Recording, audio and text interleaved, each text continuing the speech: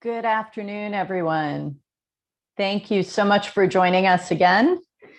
And my name is Tamara Kaufman-Wittes. I'm a senior fellow in the Center for Middle East Policy and really delighted to have joining me for the next portion of our program, my friend and colleague, Salam Fayyad.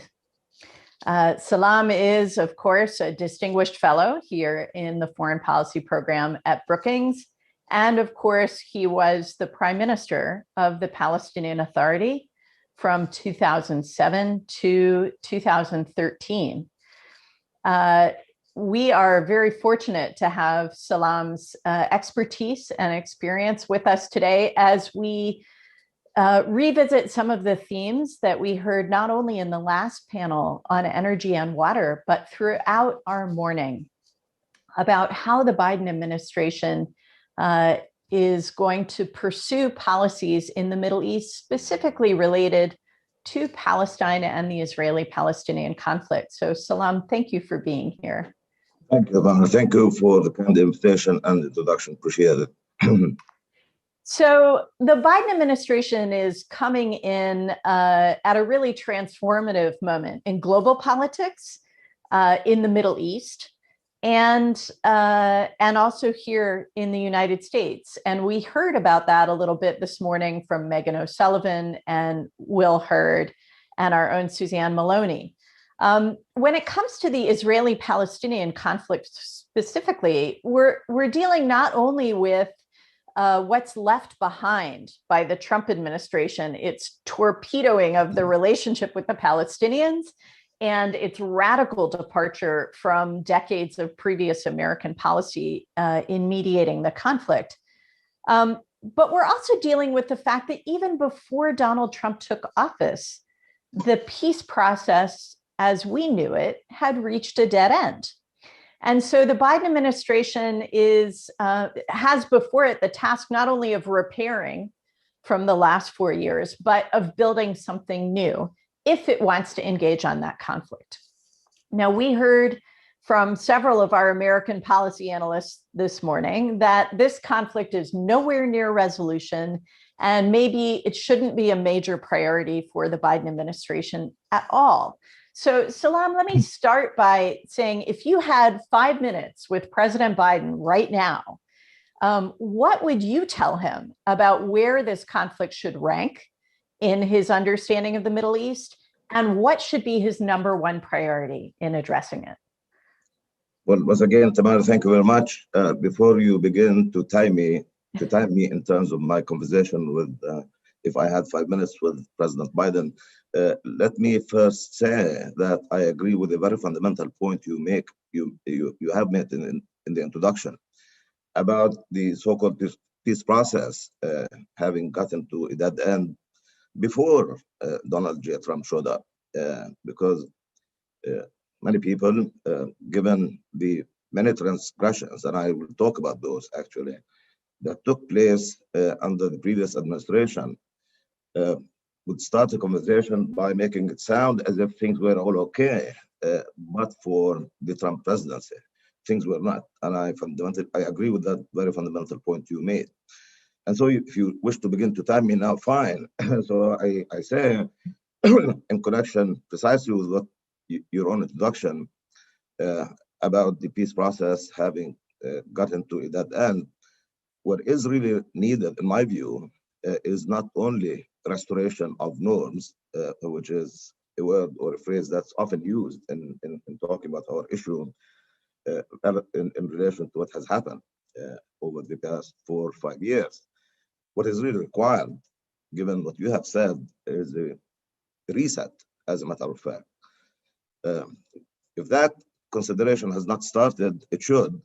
But while consideration of what should go into a reset goes on, I think it's important to talk about restoration of norms as part of a broader consideration of restoration insofar as U.S. foreign policy norms around the world generally, in the Middle East, in particular, our own issue more specifically.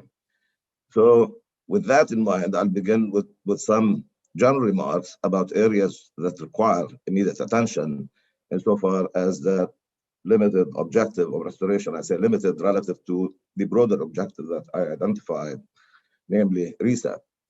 Beginning actually with the early days of the Trump administration, when he famously said, to the laughter of many in the room at the time, when he was asked about two-state solution, because up until that point in time, he had said nothing about it. And the GOP platform going into that election had omitted reference to two-state solution. It was a good question to ask. And to that, he quipped famously, one state, two states, however many, whatever the parties can agree to. Again, there was laughter in the room. I did not think it was funny myself. I thought it meant something.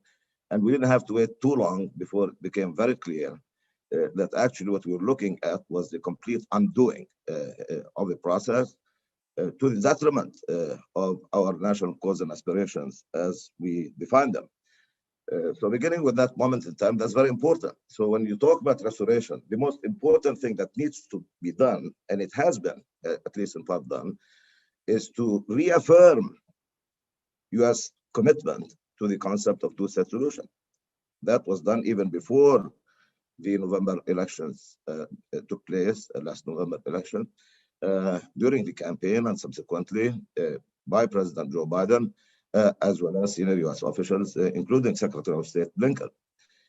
That's a good start, but given all else that has happened to the process, I think a lot more than a restatement of position, however important that is definitely required. And I'll be very, very specific as I go quickly down the list of the transgressions that I refer to. So moving forward, beyond that session that I talked about early on, to December 2017, the famous policy statement made by then President Donald Trump about the status of Jerusalem, without really getting in details, which included recognizing Jerusalem as the capital of Israel, actually capital of the Jewish people in the way that was said many times, and also subsequent moving of the embassy, U.S. embassy from Tel Aviv to Jerusalem. That was one. There are some issues I can talk about there, but again, moving forward, a year later, little over a year later, in January 2018, subsequent to that, we have several issues that really actually took place. Maybe I should really talk about Jerusalem first and try to relate it to what I started with about the need to do more.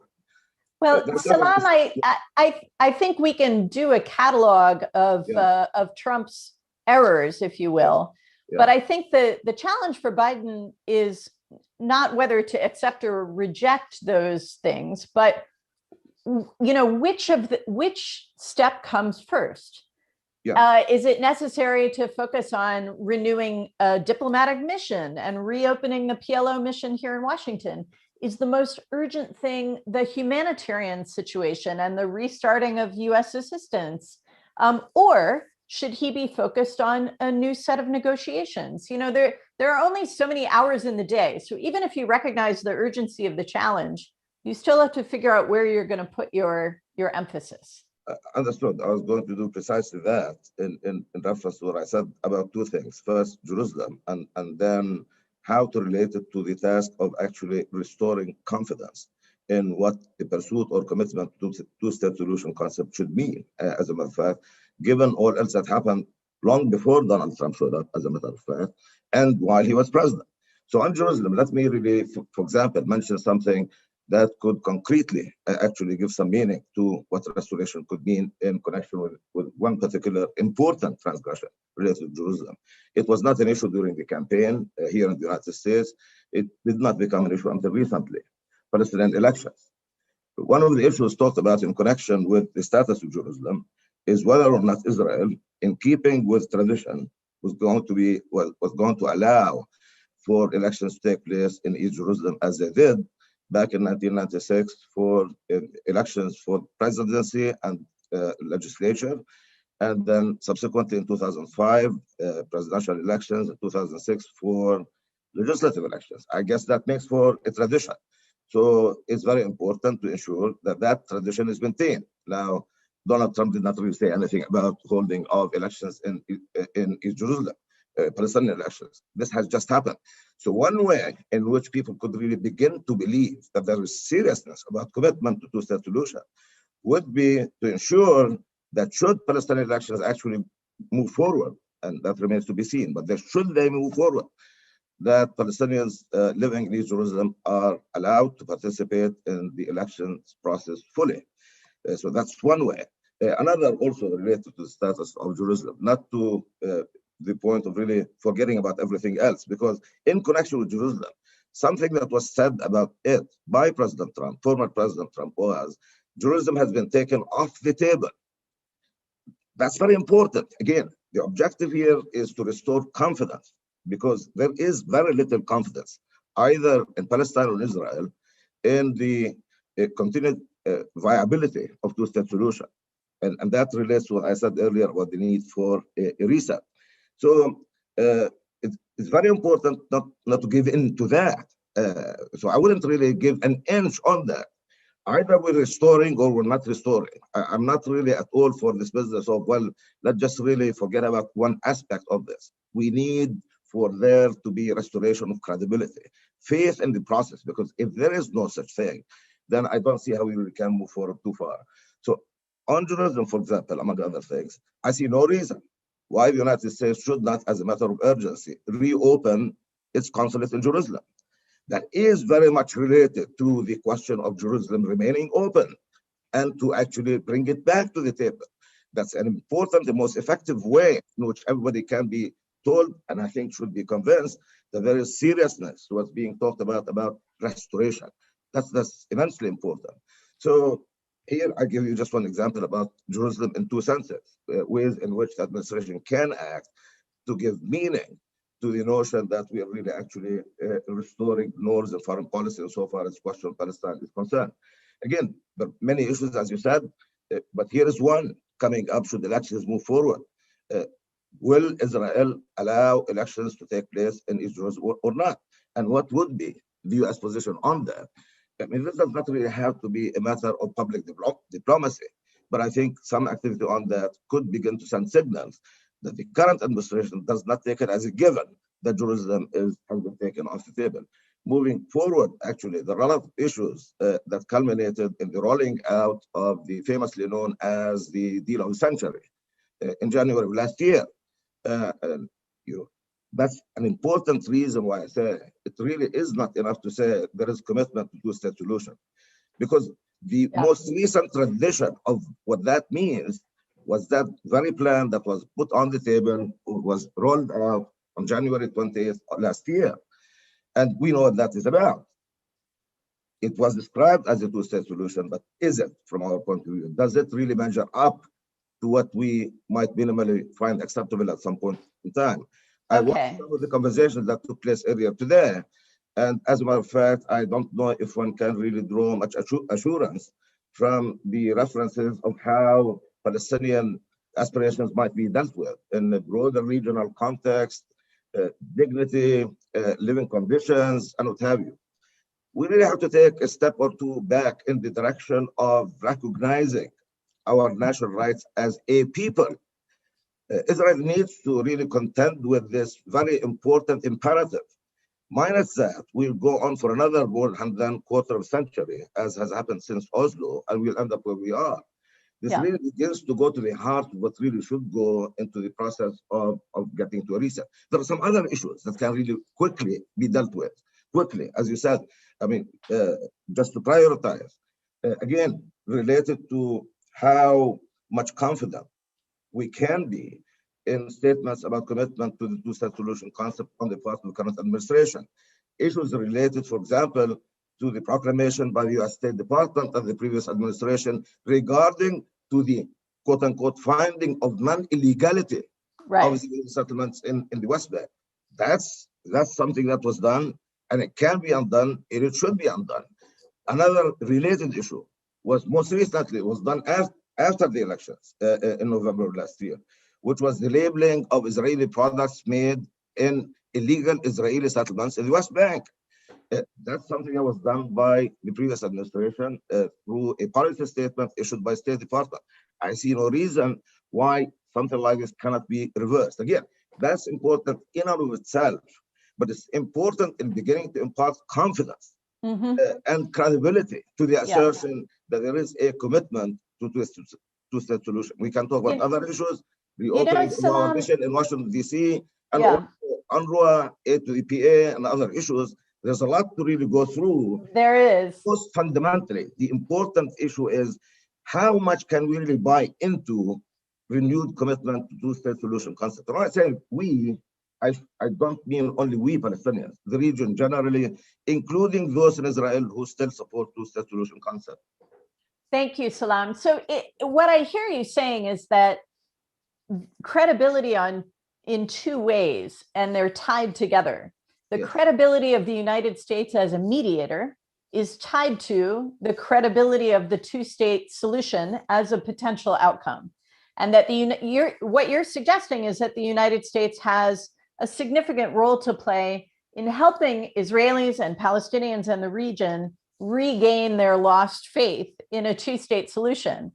Okay, I would certainly agree that there's a role for the United States to play there, but it does seem like an awfully heavy burden to carry when Israelis and Palestinians themselves have lost so much faith in that outcome. So just earlier today at this conference, we heard from Gidon Sa'ar and Yair Lapid, two Israeli politicians who are aspiring to replace the sitting prime minister, Benjamin Netanyahu. They have very different visions between the two of them for the relationship between Israel and the Palestinians, both now and in the future. Lapid said, he is concerned about not only for humanitarian reasons, but also for Israelis' own security. He's concerned about the dire situation in Gaza. He wants the Palestinians to have a strong authoritative leadership so that they can negotiate with Israel. Sa'ar, on the other hand, said he is looking to annex parts of the West Bank and supports what he called strong Palestinian autonomy. So I guess the question is, from a Palestinian perspective, even were the United States to push forward on all the fronts that you described to restore the credibility of the two-state solution, how do you cultivate Palestinian faith in that outcome, given that that is what you're looking at on the other side? Let me, if I may, go back to the point I made at the outset, which is what I'm looking for, as a matter of fact, and for all the reasons that you mentioned, and I agree with them. What I'm looking for is a fundamental reset, given the failure or failures over the past more than quarter century. But that's a tall order. I mean, if it has not really been thought through already, while that is happening, what I'm really saying is it's very important to really actually narrow the credibility gap or deficit, if you will, between policy pronouncements, which actually were made during the most recent US presidential campaign, and actually statements made afterwards. I think credibility is a very important word here. And so while that is being thought through, why not really begin by reversing and acting to reverse, in fact, all of those transgressions? If in fact they're not acceptable, why not really do that? That begins to really impart some credibility, because that's not the end game. You are absolutely right. What should go into the reset is the more important question. I didn't think that, as a matter of fact, there is at this moment readiness to really contemplate that in a thorough enough way to where in short order one can expect a plan going forward as to how to really get there. So while that is being done and discussed through quiet channels, diplomacy, checking it out here and there to come up with some ideas, there are some very important things, including living conditions. I'm not really putting those aside because they're absolutely important.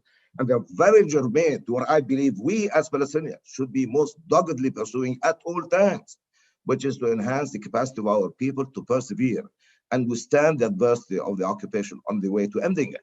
So there is an important agenda, but I think it's absolutely important. I would not really want to give an easy pass on actions relative to pronouncements and commitments made, both during campaign and subsequently. It is in the paramount interest, U.S. interest, to actually begin to restore that confidence and for words to really begin to mean something. Because The heavy lifting is going to come later. And if the US administration does not make good on what it has signaled about its intention to reverse the transgressions, then I think it will be a taller order to really begin to buy into a new paradigm. What are we looking at here? If that's what you really want to engage me, and I'm prepared to really do that, but that's fine. Actually, it's quite clear to me. I watched one of the interventions that you referred to, so I really cannot comment on the earlier one by Mr. Lapid. But it's very clear to me, actually, without even the benefit of having listened in, that where the center of gravity of Israeli body politic today, and possibly even the likely outcome of the fourth election in over a short period of time,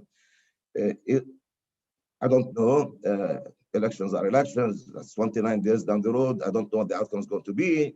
But if it's anything like where the Israeli government has been over the previous rounds of elections, that's what I define as center of gravity of body politic in Israel. I just don't see anything said about a Palestinian state that could begin to make any sense to any Palestinian. I heard Mr. Saar talking about, and maybe Mr. Lapid, I don't know, but Mr. Saar saying about Palestinian partner. I mean, there can be no Palestinian partner in a conversation on a process, the outcome of which, the ultimate outcome of which, is something along the lines of what he was really talking about. I do not wish to personalize this, but generally speaking, that's why I talk about the center of gravity of body politic in Israel. I mean, is the government of Israel, that's the most fundamental question that we really need to get an answer to. Does it really mean it when it says two-state solution? Let me remind you and the audience, that plan, the deal of the century, quote unquote, that was rolled out January of last year, it was described as a two-state solution to the conflict in many ways. I mean, obviously, it was not something that any Palestinian would be willing to consider even looking at in a serious way, given all the flaws in it. And I personally wrote extensively about that.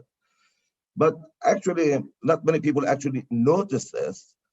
While Mr. Netanyahu welcomed it, and many in Israel said, great, great, great, but I have not really heard the magic word, we accept it. Not even that midget of a plan. Not even that which promised nothing more than a Mickey Mouse, quote unquote, state, won the approval and formal acceptance of the Israeli government. That's the kind of difficulty that we Palestinians are looking at. And it's real. So that's why I really keep saying it's not enough. Maybe it was at the time Oslo Accords were drawn up and concluded and agreed to, much to the pleasure, satisfaction of many who really wanted to really see peace come to the region, stability. Peace with stability and justice for all. But at the same time, this is reality. So we do not want to really get into a process where from now we are told, or you're looking at some kind of regional solution, little bit of tourism and cooperation and health issues, important. I'm not really saying, I mean, that's really my own background. I'm really interested in all of this. And I think all of this is important. But if that is the ceiling, vis-a-vis our own aspirations, that's a non-starter.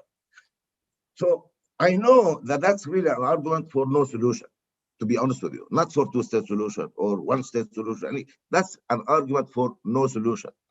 And on this, you may be surprised to hear this from me, there is a partner, because we Palestinians, I for one, do not see a solution. So why don't we right now, and not over a short period of time anyway, so why don't we really begin this process of really looking for that reset button by accepting it as a given, just as you sort of intimated, that there is no solution of any kind that is likely to be accepted, an offer that can be accepted by Palestinians. To be honest with you, there is no solution likely anytime soon. Given that, what can be done? There is a lot of restoration that really needs to happen. Not only insofar as what U.S. policy has to do, as a matter of fact, relative to its own commitments and stated policy. There's a lot of restoration that really needs to take place on our side, we Palestinians, and that really takes a lot of work. I can't really make the reference to elections. That's just a link in a long chain of things that really need to happen before we really get to the point of really serious restoration. And to be honest with you, I would have much preferred for there to be serious effort made toward establishing Palestinian unity, then elections, rather than really begin with elections and seek to unify or look at elections as a means to unify. As a matter of fact, in the way they're talked about elections or originally conceived, if anything, they were likely to lead to nothing but perpetuating status quo, where Gaza is Gaza and West Bank is West Bank. And somebody really needs to tell me, how can we really possibly be seriously talking about a Palestinian state with that state of separation continuing? So what I'm really saying, that's a part of this whole restoration that really needs to take place. We do need a political framework, but don't get me wrong. We cannot really be operating in isolation. So we need a political framework. What could that be? From our point of view, I'm here to tell you what our point of view, and I'm prepared to listen to reaction on what the Israeli side has to say about this. From our point of view, and I think a fair-minded examination of the progression of events, the regression, as a matter of fact, since the signing of Oslo Accords up until now, there is nothing but a race to the bottom, to be honest with you, from our point of view. What appeared to be certainly right to presume even earlier, back in 1988, which is we kind of signal our willingness to accept a state on 22% of our ancestral land as a solution. What started as a promise of that, well, it ended up in the most recent version of it as the deal of century, and I don't really need to talk more about that. So clearly, what we really need to do here is understand that a new political framework cannot be just a continuation of what happened. Let's just really rush back into negotiations. That's a recipe for yet another round of failure. It's certain failure. And maybe actually it could lead to destabilization, if you ask me. So that's one thing that I would list under the don'ts. Don't rush back into an effort that really is projected as something like previous rounds of negotiations. If only we really could convince the parties to postpone this issue, that issue, maybe we can get agreement on that issue. So that's just not going to work. Part of my own diagnosis, and I think this is generally true on the Palestinian side, is that we see the main flow of the process that actually was formalized in Oslo in 1993 as something that really actually started without recognition of any of our fundamental rights as a people. And so anything that's given our way, in the words of essentially said or unsaid, President Trump and others, I mean, what do the Palestinians have to complain about? They didn't have a state before, we're giving them one. And that's really how it has really been cast. Well, if that had worked quickly after Oslo, fine, but it didn't, and it's not likely to work anymore. Actually, I don't see it working at all, ever, to be honest with you. Okay, so let me conclude on this point, and very specifically.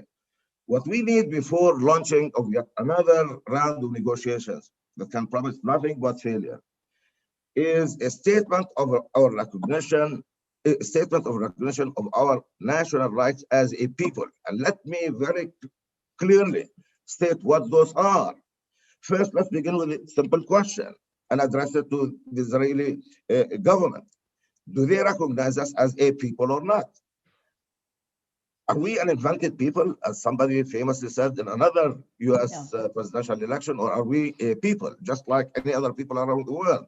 Are we not entitled to the exercise of our right to self-determination, just like all peoples around the world? Are we not entitled under that heading to live as free people with dignity in a country of our own? I'm not talking about the contours of that state, of that entity. I'm talking about recognition of our right to it. That's fundamentally important. There are other aspects of international law that pertain to our cause, including the issue of return. That's a part of international law as well, and that cannot be dismissed. Our right of return has to be recognized. It's part of our national rights. We begin with a statement of recognition of rights, and then work gradually towards something that could be agreed not anytime soon. I don't see it happening, but that is the framework within which the very important restoration work that's necessary on our side can take place, where Palestinian polity can be united. And in connection with that, let me just make one quick point. I'm gonna stop you there because okay. All right. I want to first pick up on this point about recognition of rights. And when you think back to the achievements and the failures of the Oslo process, Yeah. the one achievement that has not been dismantled or overridden is the mutual recognition between Israel and the PLO. And at the time, American policymakers, Dennis Ross wrote about this in his memoir, American policymakers understood that Israel's recognizing the PLO meant Israel recognizes that Palestinians expect and demand statehood, and that they are agreeing to reckon with that in the negotiations. Now, clearly, as you're describing, that assumption has been eroded over time. And so, I think you're proposing as a political framework something that would be much more concrete than the mutual recognition of Oslo ever was. But I want to come back to what you said about Palestinian unity. Because in 1993, one could recognize the PLO as the authoritative representative voice of the Palestinian people. And today, that is a much more contentious issue. Who represents the Palestinians? So you made the argument that you would have preferred to see a focus on Palestinian political unity first and elections second. But at least as we understand it today, that's not where we are. And elections are planned for later this spring, both for the legislative body and for the presidency. Do you think that it is valuable for the purpose of having a unified, agreed upon set of principles? Is it valuable for Palestinians running in those elections and the parties and movements that are going to run in those elections to agree to a set of common principles, like, for example, the quartet principles: reject violence, recognize Israel, and respect previous agreements? Isn't that an important baseline for producing an authoritative, unified Palestinian leadership? Let me say the following, and the point that you have just made actually is very much related to what I was about to say before you raised this question. Is very important. We agree that Palestinian unity is absolutely important. I mean, that, from my point of view, before anything else, that's what we really need to begin with. You cannot really meaningfully address even, living conditions, humanitarian conditions, especially in Gaza, in a sustainable way. And I know this was really looked at extensively, including by Brookings, the serious effort that was made, without really looking into issues of sustainability of that kind of intervention. And there can be no sustainability to intervention on humanitarian issues unless you really have a governing framework that itself is sustainable. In addition, I just really don't see it possible for us to really get from where we are to that desired objective of unity without really, as a matter of fact, addressing the fundamental issues that really have stood in the way of that unity and to some extent contributed actually to the fracture and to the rupture. If you allow me just to really go back to what you said about the question of recognition, and then I'll come back to this point. Absolutely true. I mean, and by the way, in the way that you described it, the so-called Declaration of Mutual Recognition, and you'll understand why I say so-called, it was not, to be honest with you, early on, my own sense, by the way, at the time, I was not really part of the Palestinian Authority. Remember, I was just like reading and etc. At the time, I don't think the significance of the language of that declaration was fully assimilated and understood, to be honest with you, either from our point of view or from Israel's point of view. And much of the debate subsequently that followed about Israel wanting to refine that in the direction of having Palestinians to recognize Israel as a Jewish state, in my view, reflects the extent to which they really did not assimilate the extent of how profound that statement of recognition was on the part of Palestinians. If you ask a layperson what happened in 1993, they'll tell you, oh, Palestinians recognized Israel, or Palestinians recognized Israel's existence. Read, it's one sentence.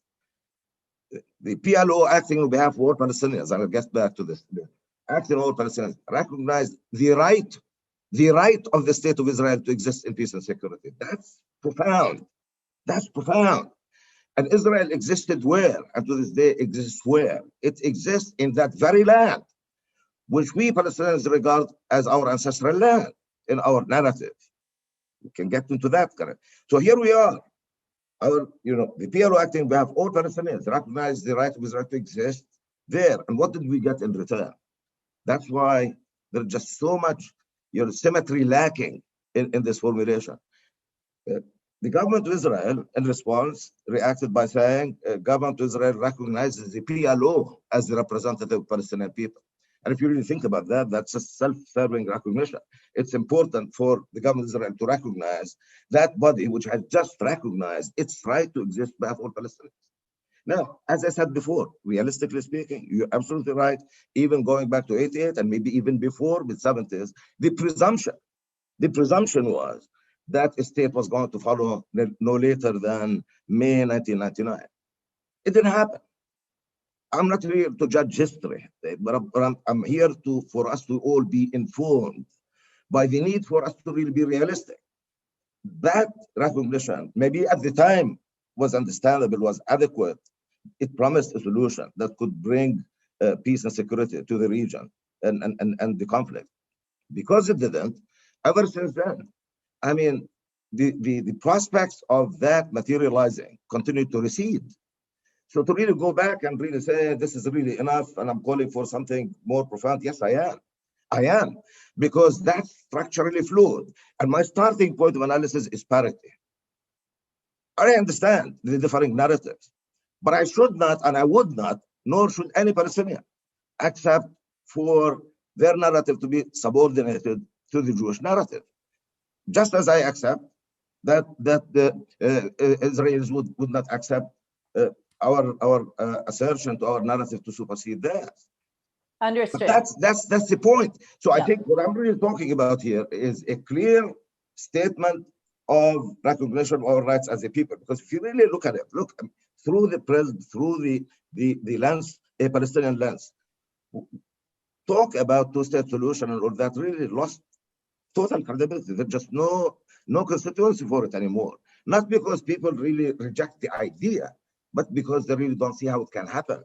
And the first thing they question, and rightly so, is the adequacy of the framework that is supposed to give rise to that. So why don't we really begin with something like that? That is the overall framework. And recognition of rights is important. So if I make a statement that what we want is recognition of rights, I'm not really saying we should not negotiate. That's another matter. But negotiations should not be about rights, should not be about principles. They should be about assurances. They should be about arrangements. And that's where the role of international community, led by the United States, can come in play. But we do need the framework, something like this. Now, about unity. Another problem associated with that recognition is exactly as you rightly pointed out. Recognition was made at the time by the PLO, at the time acting on behalf of all Palestinians. There was objection, surely. There was very little objection to the 1988 transformation, if you will. And the 5-year period between 88 and 93 was unprecedented in the history of Palestinian national movement, virtually complete consensus. But then came Oslo, and that's when the rift began. Nevertheless, it was understood at the time that the PLO carried enough weight and power for it to really actually be seen as legitimately representing all Palestinians.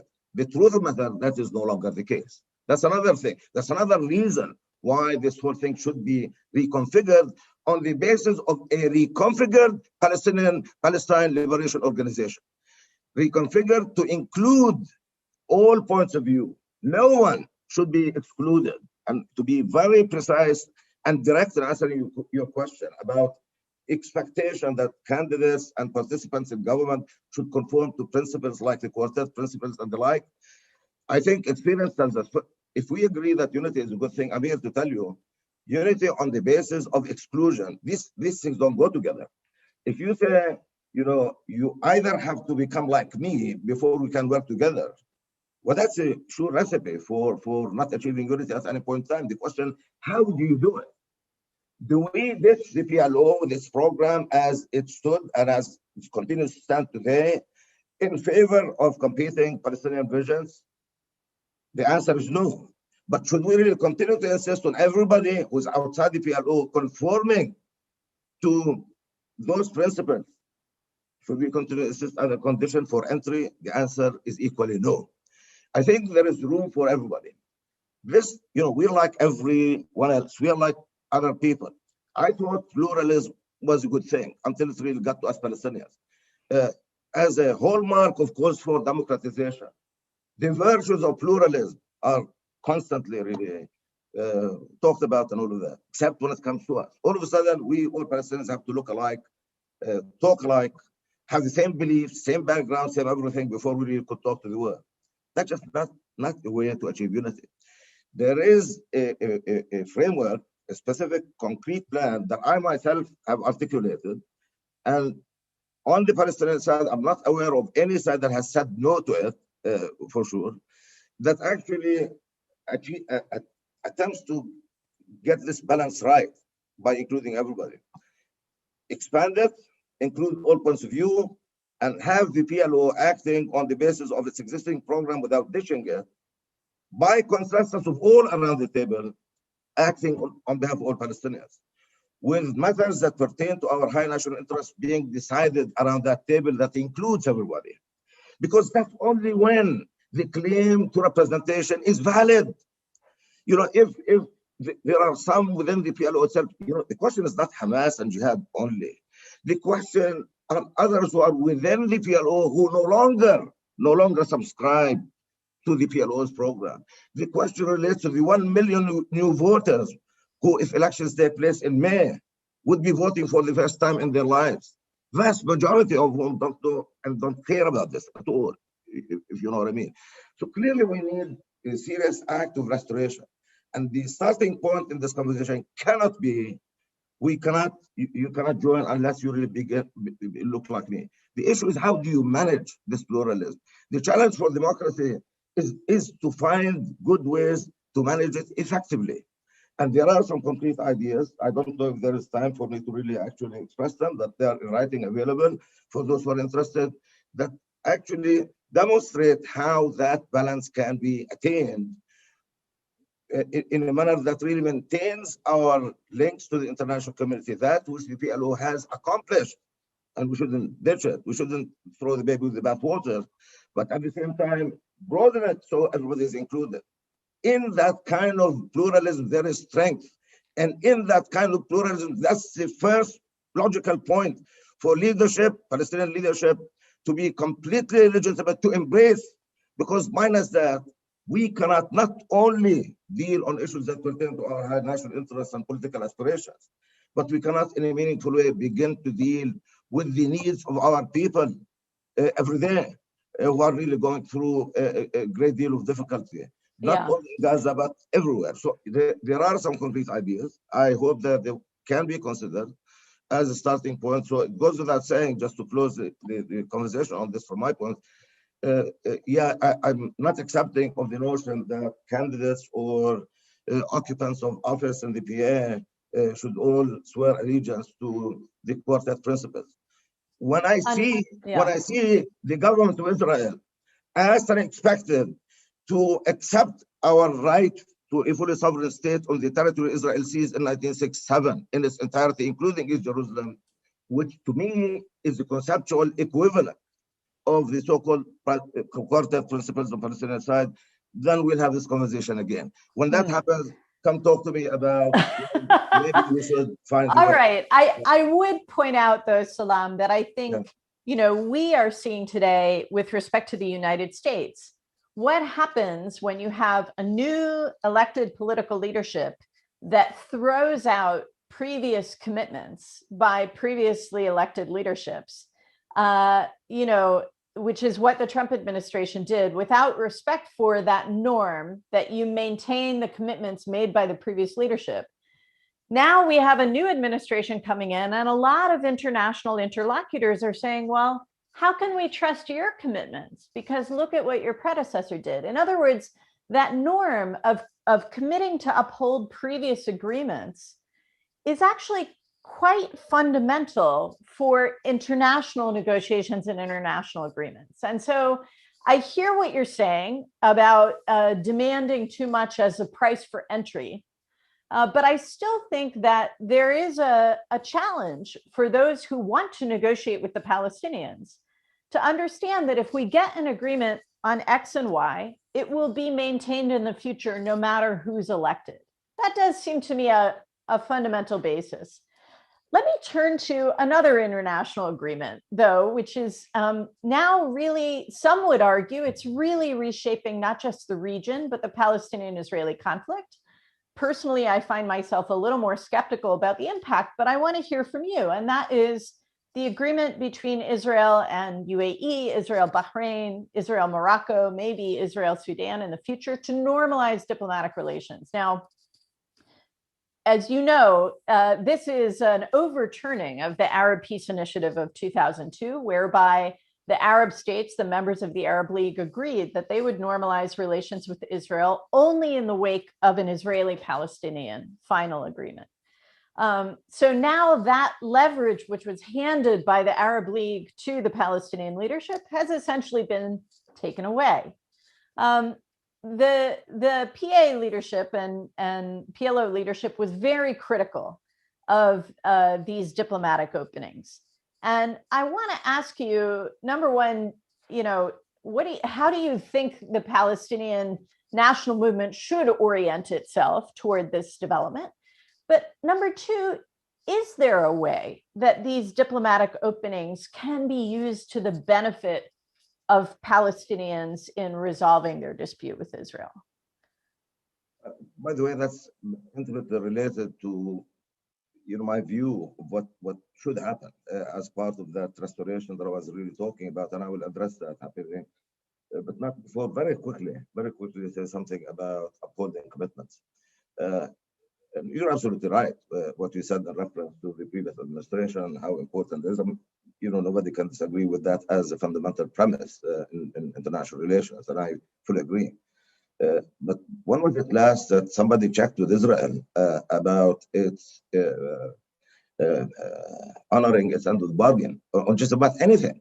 We're kind of really led to a point where we either accept the leftovers, the crumbs that are thrown at us, or otherwise be called, people who just really never miss an opportunity to miss one.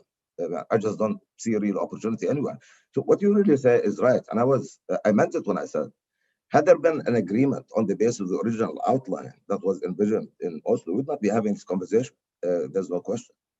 And I don't want to really start a discussion on where things went wrong and all of that sort of thing. But when I see Israel held up to the same standard, parity is a very important part of my own thinking as a person, personally, certainly politically. Let's just really all look at each other as equals. Until that happens, it seems to me, something continues to be missing. So that question really ought to be addressed to Israel, including on practical issues. I didn't really get a chance to really talk about issues of Area C, the impediments that are put in, on the way to really the Palestinians trying to project the reality of our state on the ground anyway. Anyone who really has tried to do something about this would tell you volumes about it. And the way the current Israeli leadership describes our effort in Area C, it describes it as transgression on Israeli territory. Yeah. So what you're saying is that the commitment to previous agreements is a two-way street. It's a commitment to it's a two-way street. That's for certain. Absolutely, it has to really be with that. The second point is, even with that, in my own political thinking on this, does not really involve saying, no, we give up and we really do not want. I said very clearly, as part of this unity agreement, the PLO, as we know it today, its platform is to remain unchanged. I meant that, you know what I'm saying? But in negotiating to get to a solution cannot happen without everyone really agreeing on the fundamentals of that negotiation, including what I really believe all Palestinians can agree to today, which is, yes, you can go negotiate. They can tell our leadership to go negotiate, provided that Israel recognizes our national rights in the way that I described them. So that's the way in which really you can turn that corner. Now, again, there is no solution anytime soon. So what we're looking at is a period during which that restoration can take place and some openings looked for. If some opening really comes up at a given point in time, I'm the first one to say, jump on it and take it. Let's have a referendum and see, if people agree and move on.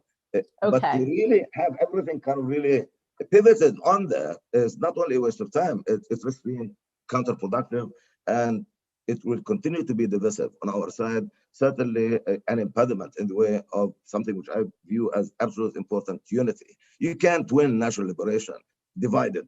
You can't get anywhere divided. You really need to bring everybody. And then we'll worry about what we really need to do in terms of how we configure and calibrate and express and manage our international relations. But to really put the cart in front of the horse and say, this is what Israel is doing, it's not fair, I think. Okay, normalization. It didn't work.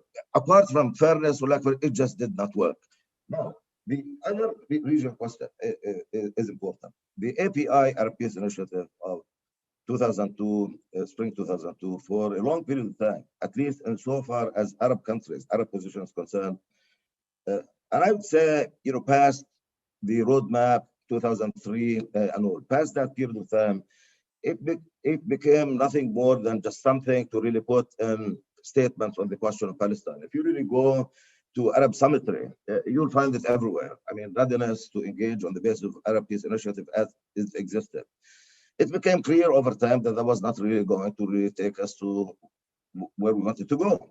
But it was just left alone, but continued to be referred to as a basis for a settlement, both between Palestinians and Israelis, but regionally, and beyond the region, as a matter of fact, also covering the Muslim world when it really became as such. But it didn't.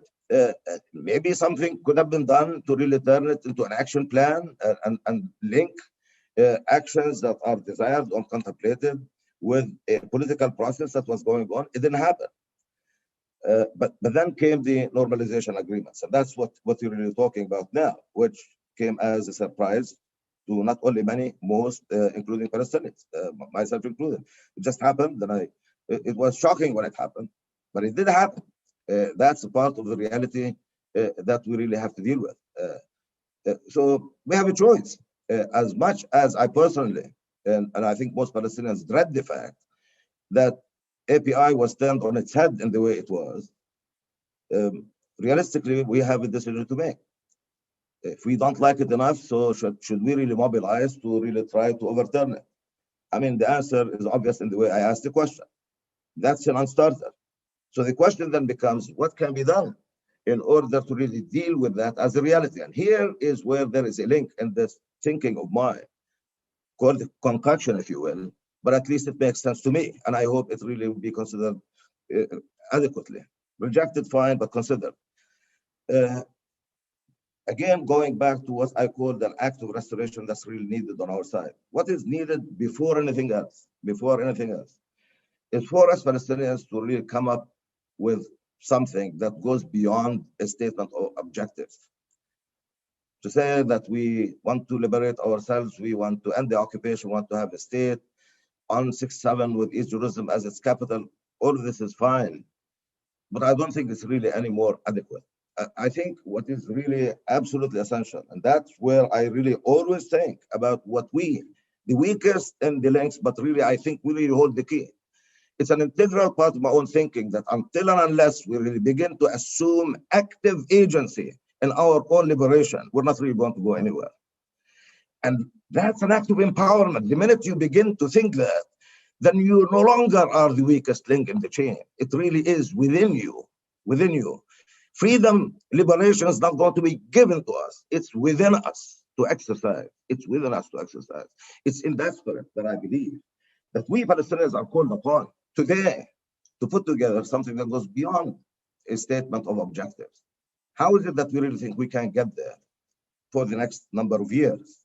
This is our objective, and I think our Arab brothers would agree on the objective that I have just outlined. There's not going to be disagreement at all on that. And then a plan as to how we're going to, over this time period, going to really begin this process of restoration, establish unified framework, establish unity, and begin to really actually take care of the needs of the people in the context of politically acceptable to all kind of framework, and discuss this with our Arab brothers before anyone else. Before anyone else, there's a logical sequence to this. The business about lamenting the upending of the API and all that, we've done enough of that. And I'm there, to be honest with you. Sentimentally, I'm there. I'm not dissociating myself from there. I am not. I didn't. I'm not today. I wish it didn't happen because we lost something important. But it happened. How do we deal with it? We begin in earnest this process of restoration and put together a vision as to how we're going to really get to where we're going. Engage today before tomorrow, tomorrow before the after, with Arab partners who have a stake in this more immediately than others on the elements of our own thinking, and have that discussion in a frank way.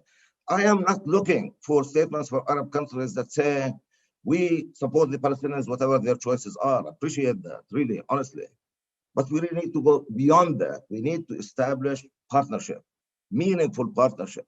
I just don't see how we really can manage to deal, negotiate, end conflict with key Arab players who are in the immediate vicinity of where we are on the issues that were outlined and deferred for negotiations without the direct involvement and partnership of the countries that I have in mind and I'm talking about. No secret, I'm talking about Egypt and Jordan and others. But begin that conversation. Begin that conversation. How is it possible for us to be talking about Rafah crossing? By the way, something that nobody kind of paid enough attention to in the so-called Trump plan, Israel returned to Rafah. It kind of slipped by everyone else. Rafah is a Palestinian issue, but it's also an Egyptian issue. You understand what I'm saying? So I can't go on. But the point is, have that vision. First, agree on it at the Palestinian level. And then for our leadership to take it in earnest, in a serious way, and have a serious conversation with Arab countries, not to the exclusion of others beyond the ones that I mentioned. But then when there is, coalescing on the broad parameters, what we were talking about, take it to the Arab League and have it become a pan-Arab position. Mm-hmm. So it's guiding, it's an organizing principle for the manner in which Arab countries individually and collectively can engage with the international community. So just to take this to a very concrete level, for one example, are you suggesting that the Palestinian leadership could ask Arab states to support them in their demand that Israel allow elections in East Jerusalem? For example, but I just mentioned the elections in East Jerusalem as an example. What I'm talking about, in order to really impart credibility to the statements of policy about restoration of norms and reversal of transgressions. Understood. But in the bigger scheme of things, what I'm talking about is not really in the way it happened vis-a-vis Jordan and Israel. Whenever we get in trouble on Jerusalem, Jordan gets involved naturally, as one would expect. Other Arab countries and all, when there is an issue to be resolved, that comes with the territory. There are issues every day of that kind that happen. Some more frequent than others. But I'm really talking about something more fundamental than that. Yeah. In the context of a doctrine, API was a doctrine. And it's not only Palestinians, but Arabs collectively. I mean, this is addressed as much to the Arab League as anyone else, to be honest with you. Arabs collectively have to really agree on a new platform. I mean, again, they can engage in conversation of why it happened this way or not the other way, but it's a reality. So we're running out of time. Begins with us. That activity begins with us. We really need to really discuss it, have it agreed, and then transform it into a pan-Arab position. The Arab dimension to the Palestinian cause is hugely important, and it serves no purpose of ours to really not understand that and assimilate it fully and operationalize it. That operationalizing part of things cannot even begin before we have a concept that we Palestinians can agree on.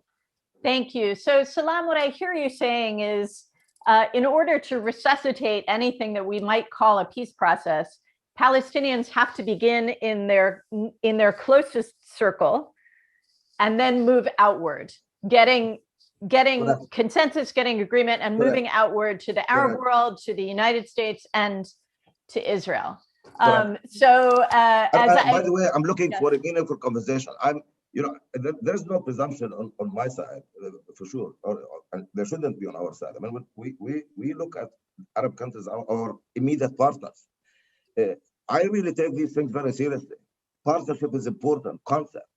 Partnership doesn't really mean I let you know after I do something. But partnership, genuine partnership, doesn't mean and should not mean that you tell me I support you whatever you do. Right. I mean, that's parental love, that's we had a very similar conversation in the US panel opening this morning about the JCPOA and American consultations with regional partners. That partnership means we consult before we conclude an agreement, not afterwards. So I appreciate the principle. We're going to have to end, unfortunately, although you and I know, could go on for hours in this conversation, and I'm so grateful. I want to thank you. I want to thank everyone who joined us throughout a very rich morning. And I want to remind you all that we are going to reconvene on Wednesday at 9 a.m. Washington time to hear from President Barham Saleh of Iraq. So thank you all so much. Dr. Salam, thank you. And have a great rest of your day. Thank you, Dami. Thanks. Thanks. Bye-bye. Thanks for watching. Be sure to like and subscribe for more videos from Brookings.